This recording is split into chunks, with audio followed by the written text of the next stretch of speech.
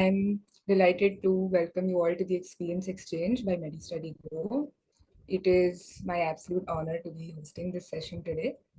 I am Dr. Harita, a graduation in MCOS Mangalore, and I have been through the ups and downs of research, and I'm super excited to explore Dr. Fahiza's experience in research. Thank you so much, Dr. Fahiza, for taking the time. Thank you. Thank you so much. I'm absolutely delighted to be here. So, Dr. Fahiza is a dental specialist in periodontology and implantology with an expertise in laser dentistry. She's currently a senior research fellow at Yenagoa Dental College and a PhD scholar. Her areas of interest in research include periodontal tissue regeneration, oral cancer, and radiation shielding. She's very passionate about research and mentoring, and she's won multiple awards in national conferences for poster and paper presentations. She's a winner at the MSME Hackathon 3.0 as well, and she placed under the top 10 participants in the Manipal MedTech Hackathon. So, hi, ma'am. Glad to have you here with us today. Hello. Glad to be here as well. So, I'm just going to kickstart this and get started with the questions. Yes, So, the definitely. first and the most, how do I put it, the question that we all want to know the answer to is what got you interested in research? If you can tell us a little bit more about your journey and what it was like. Okay. So basically, when I was an undergraduate, I didn't have many idea or anything related to research. Not really, gets into us. We were so involved in all this exams and textbooks and reading and writing and all that. But clinicals, pre-clinicals, all that stuff. But nothing really interested us in research as well. But especially when after BDS, when you join your post graduation, there you're directly like pushed into like so much of like thesis writing, do Google search, do research, and then you were like you're really like in a Yeah. stuck position. That's where you start learning like how to do research, basics of research, and everything. But my research interest grew probably towards in the second year or somewhere where regeneration was one of the interesting topic for me and how the stem cell therapy works and everything. So I wanted to dig in more about it and like what is it like, how does the regeneration happen, like how did they come to this conclusion that it works. So all that was kind of exciting for me. And then I'm like, okay, I think I need to do more research on this. Probably I had some same topic, LD and thesis presentation and all that, like, thought made me like go into the stream of research. So yeah, so immediately after finishing my post graduation, I entered my PhD and joined as a research fellow in Yenagoa. So probably in MDS mid, that's where like I got that spark of curiosity to get into research.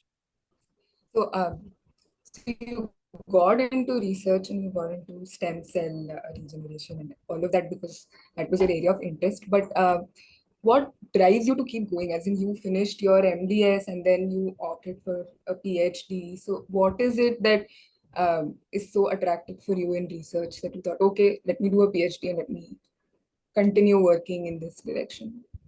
So one thing, actually, career-wise, if you see, the next most upcoming thing is the research field, which is going to happen. Like even if you want to get into faculty position, if you want to get into clinicals, it's fine. But if you want to get into clinic as a faculty, or if you want to go abroad, international collaborations, any international study you want to be a part of, everywhere the research is the key for it. Okay, like sometimes they say when you get into PhD, they say PhD is a ticket to go anywhere in the world. Like immediately after BDS or MDS, if you want to go and work in US, they tell no, you have to do DDS again. So you can't directly jump into Yeah. anything over there. But once you have a PhD, you can directly, you have more opportunities for yourself to directly join a university, probably under a project, and from there you carry on, and then you get a faculty. At least you don't have to go through that studying again. It's a part of your research work which you're continuing, and there from there itself you get a university related job. So probably that's one thing which I realized, because everybody is doing they are just like do BDS, do MDS, and start working. I feel that that notion has to be changed, because uh, just by doing that, you're just not progressing your career. You're just doing MDS and then you're stagnant. You get into clinicals, you start working, yeah, faculty position, then senior lecturer position, or whatever, and then that's it, you're there. You're stagnant. So Yeah, if you have to progress faster and in a exponential way, I feel research is the pathway to go. And many of the exactly. opportunities are not being shown to the students as such. Like, for me, after my 4 years of experience in research, I realized there's so many things we are so ignorant about. Like, immediately after BDS, you can join into fellowships, or where you can start earning up to 65,000 per month. There are like so many Indian funded opportunities where we have, and we are so ignorant about it, because we are taught that, okay, do BDS, do MDS, start working. That's all we are taught to. So I feel that needs to be a little bit, changed. Different. Yeah, I think I 100% agree with you on that. And we're really drilled in our undergraduation that you do a PG and then you start working in a clinic, and then that's just how it's supposed to be. But Exactly, exactly. I'm Get yeah, score well, because then you will get in a better college. Even if you score well, like neat ranking, like you're on the top level and everything.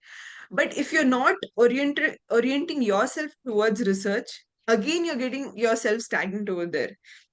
If you're just stopping at MDS and just directly going yeah, into a faculty to teach students, I don't think you need to lock yourself up there. You need to like open it up and explore more opportunities. Do you enjoy learning without distractions? Download our app now. and that brings me to my next question. What is the most interesting research topic that you have come across personally or are currently working on? So, as I told you, I was very interested, basically, in periodontology. As a periodontist, what happens is we feel bad. The bone around the tooth is so, the resorption happens so fast, and then the mobility happens, and the person loses a teeth. So how do you, keep the bone around the teeth? That was my main aim to see. So that's where I jumped into regeneration. So what happens if we can Yeah, regenerate? Probably it's very dumb, but I started with the idea where probably applying a gum around the tooth which holds the bone and the teeth together so that it doesn't. So that's where my curiosity generated. And then I dug deeper and deeper, and then realized that there's so many things. You can't just put a glue. So obviously, not the Fevicol kind of thing. We have yeah, different fibrin glue and all that. yeah, But there are so many factors to it which works. So all this you will get to know only once you get into research and find out, like, people have already done this and what are their mistakes and what you should not be doing for it.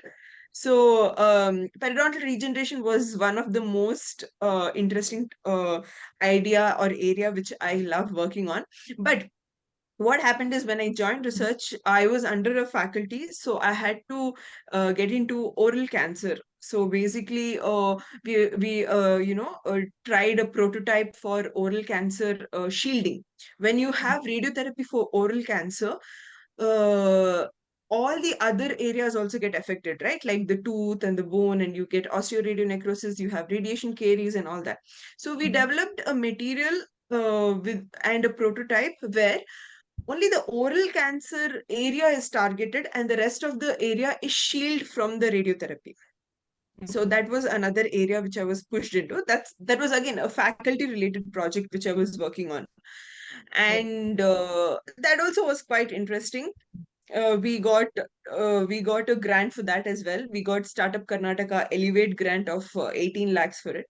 So yeah, that itself was good. And now shifting focus a little bit here, but as you said, I mean, you get into research only when you get into MDS, right? But for any undergraduate student who wants to start, uh, what do you think is the best starting point, or how can I, as an undergraduate student, understand what my topic of interest is, and how do I go from there? Yeah, so that's what I have prepared a few slides on which I was planning to orient the undergraduates to how they get oriented towards the research. So should we, play shall we go ahead with the, Yes. You could. okay, so that's what, this is MSME Hackathon Women Grant. This is mostly for women actually. This we had got for my gingiva buccal cancer. We had another small prototype prepared, and I got up to 15 lakhs. Now, again, when with 15 lakhs, what happens is people think, oh, you're getting 15 lakhs. Oh, in hand, you're getting. But the problem is there's so much more to it. You don't directly get the 15 lakhs in your hand. It comes to the college, university, and you have Yeah. like, I'm telling you this because when I shared this with my husband, he was like, why are you so happy? Are you getting 15 lakhs in your hand? Like, you can use it for anything. But it wasn't like that. So it's like, yeah, there's a particular way, even if you get the 15 lakhs, you can't use it any way you want. You have to justify each and every money which you get to the government because they are giving you 15 lakhs for your research work. So you need to justify like how you have utilized that 15 lakhs. So let's see how, first of all, I got into this grant. How did I get? Okay. Now, these were the two main topics which I was working on. One was, as I told you, a radiation shielding device for oral cancer patients, and the other one was a mesenchymal stem cell therapy for periodontal regeneration. Then, okay, let me tell you the broad areas. So, if I take the topic of radiation shielding, the broader area will be under oral cancer or biomedical device, radiotherapy, or biomaterials. So these are the main topics, like what my research falls under, which category. Okay, and if I take another project of mine, that will fall under regenerative medicine, periodontology, or stem cell therapy, or biomaterials. Now you must be wondering, like, why I'm telling all this. Why is the research area required? Because this is the area which you will be working on further and which you will be known for. Okay, so anywhere your expertise will be wanted, they'll be like, oh, regenerative medicine. Oh, Dr. Pfizer is one of the expert in that. That's how. So if you are choosing any kind of topic, like choose a topic which has a broader research area, which you will be want to be known that area in. So these are the areas which my topic comes under.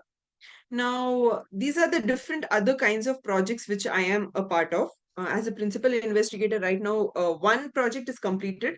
Two more project is what I'm working on. As a co-PI, I have three projects which I am part of, and team member of two more projects as well. I have other small projects which I'm working on, which I haven't put here. That's just like a scientific advisor of those projects. Coming to the different funding. Okay, now to get MSME of 15 lakhs, it's not like, oh, I applied once and I just got it. Like, it's just come to me kind of thing. No, it didn't happen that way. I had to do my research. I had to figure out what was working for my topic, what didn't work for my topic. So probably the first thing which I applied for was AERB.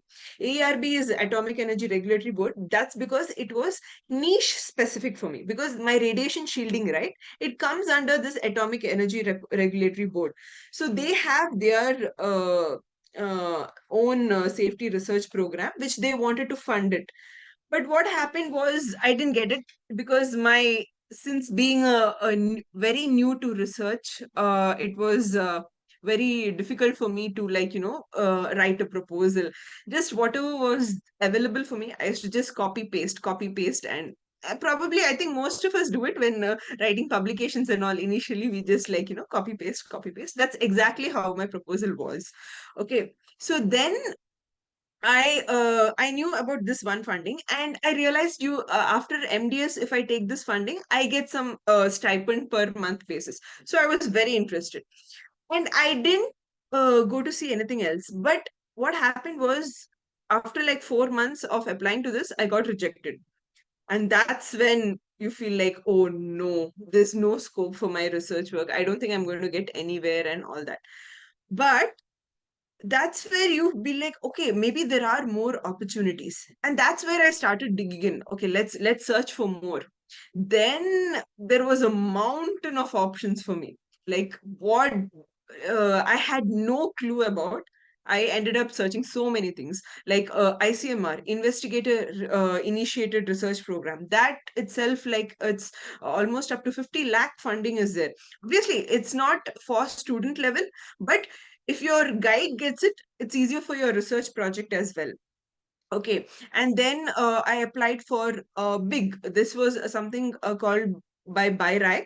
It was a biotechnology ignition grant because mine was a biomedical device or a prototype which I was planning to do. So this is one of the opportunity I tried in. This again shortlisted up till the secondary level and then got rejected. Then DBT, there was a call for letter of intern research on key components or resources for biomedical technologies. So this, it probably took 1 year for me to get rejected after like selection and 3 rounds of finally getting shortlisted into the final call, and then I had like got rejected over there. Then we have SERB Power Research Grants for Women Researchers. That also I had, but that was a different project which I applied for. Another SERB, sure, that was another genetic related study which I had applied for.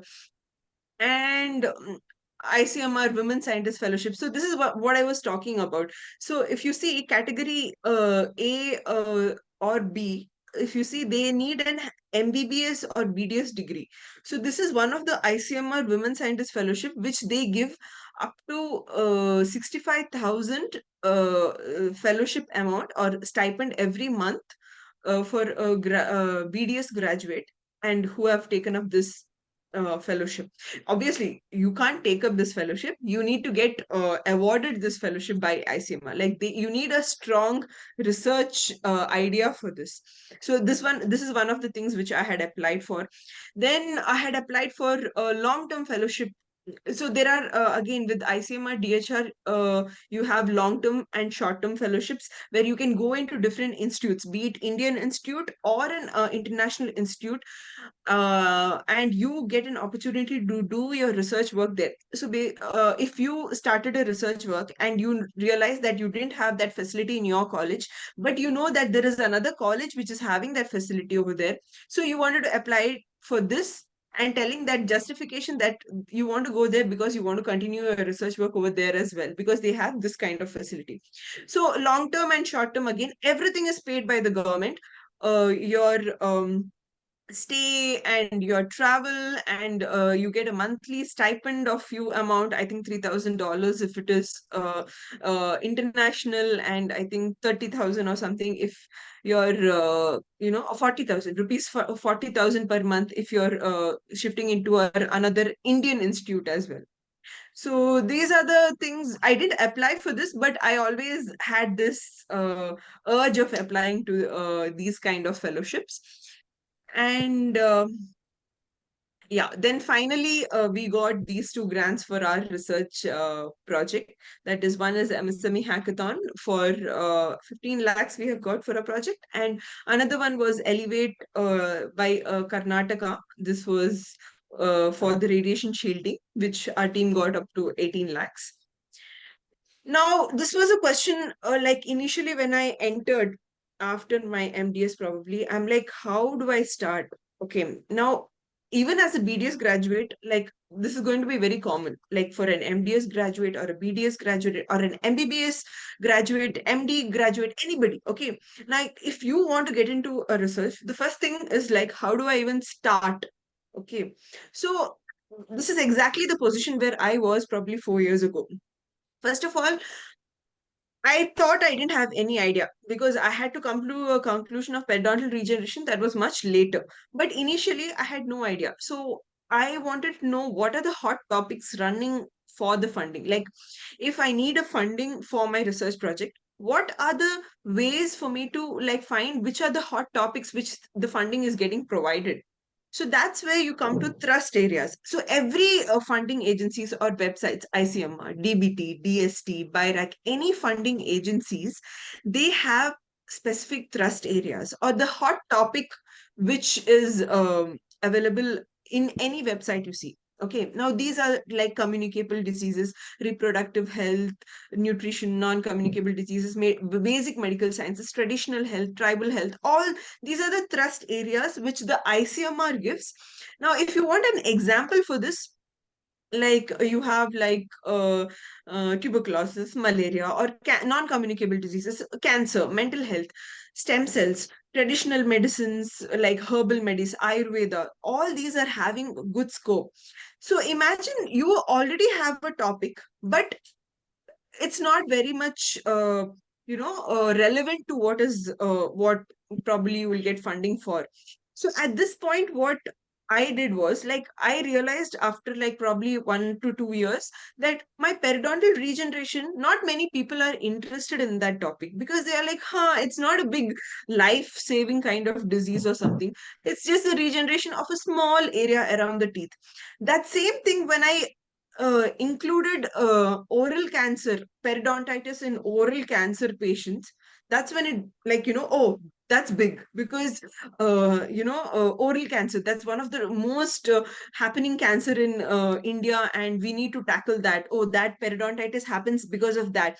So that's how people think. They think like what is important in the present era, what diseases are need to be focused on, and those are the area which, whatever idea you have, try to incorporate that area of field. So I feel that is one thing. Like, if you don't have any idea or no idea where to start your research work, I feel go into trust areas and then figure out like one thing and then go deeper into those areas. Now, one more thing, my question was, when I started research, what kind of study should I do? Okay, now this I have put it across my way of my difficulty, what I have faced. I have tried observational studies. In that, one observational study, in that basically I had to check the thickness of the gingiva. It was quite an easy study, but here what happens is the amount of data you get is is quite okay. Like, for publication level, if you want to do an observational study, you need to have a very different and unique idea of observation which you're going to do about. If you have like very common, like, okay, I'm going to check the periodontal pocket depth of 53 patients in like so many group of people, it's like already people have done that kind of study. So think something more unique if you want to do in an observational study. Now, retrospective studies are quite interesting, because a lot of data has been collected by different hospitals, and they know this patient is having this disease, and what are the causes of the disease, what are the um, outcome of the treatment of the disease. So all the data which you already have in an hospital setup or anywhere in online, if all the patient data is available, you collect those and then you come up with a study. Now, this is one of the easiest study and which has value as well, because not many people, like, sit and dig, and they know the data is there, but they want to come up with a conclusion of that data. So that way, this retrospective study is kind of interesting and has more valuable is more valuable than the observational studies as well. Then questionnaire studies. Questionnaire studies for publication, it's a little bit more. Sometimes it's, if you have a faculty who is already doing active research work in that, and then you're doing a questionnaire study on that, there's more chances of publications. Now, if you're randomly doing a questionnaire study, and already many people have done, then that much weightage is not there. But it's a very easy study to do, like as an undergraduate or postgraduate, or any at any field, any part of your career. Questionnaire studies are easy. Then, of course, case report and case series, you can just it's something like observational study only. Like, you go into, like, one case, and then you dig deeper into it, and then you come up with the data, or one case report you follow up like for so many years, and then you probably publish it. Then in vitro studies are very good studies.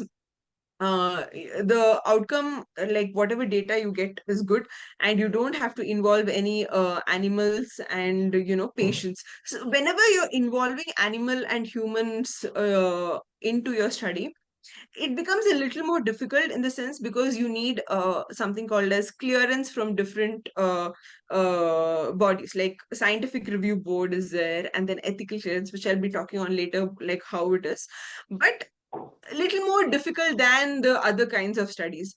Then systematic analysis. This is another good, quite interesting thing, which as a undergraduate or postgraduate you can do. You collect data from different articles, and then it's not as easy as how it sounds. Just compile data and write. That becomes a narrative review or a review article, which is written next. But systematic analysis, there is a way of doing it. How you collect the data and the statistics behind it, and particular set of groups, which we will be talking later in my probably master classes, how to elaborate and do the systematic analysis. Original study and animal studies, these are more difficult kind of studies at this level, but it's easier if you have a faculty guided study. But as an undergraduate alone, research funding and research ethical clearance and all becomes a little bit harder when you have original human trials or animal studies.